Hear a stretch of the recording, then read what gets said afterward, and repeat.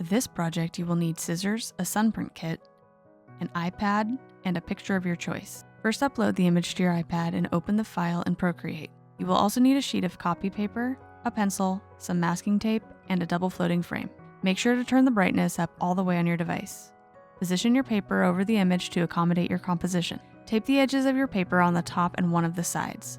This allows you to lift the paper and look at the image if you need to. Now you can trace your portrait onto your paper. I suggest tracing your image in a dimly lit room so it is easier to see through the paper.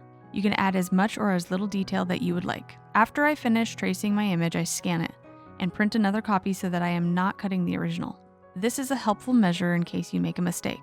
When I cut my copy out, I make sure to cut the entire portrait in one continuous shape.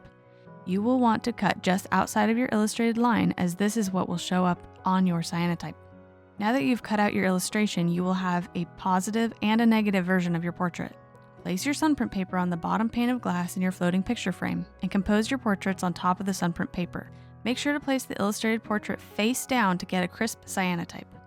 Insert the top pane over your design and place it outside in a sunny area. I expose this to the midday sun for a couple of minutes. To develop your cyanotype, simply fill 2 baths with water.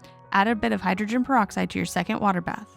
I use bussing tubs from a restaurant supply store. They are affordable and durable. Immerse your print in the first water bath to rinse it. Rinse for a few minutes by rocking the water bath gently. When it has been thoroughly rinsed, immerse your print into the hydrogen peroxide bath. The hydrogen peroxide will speed up the oxidation process and reveal the iconic Prussian blueprint. Remove your print and let it dry on a flat surface.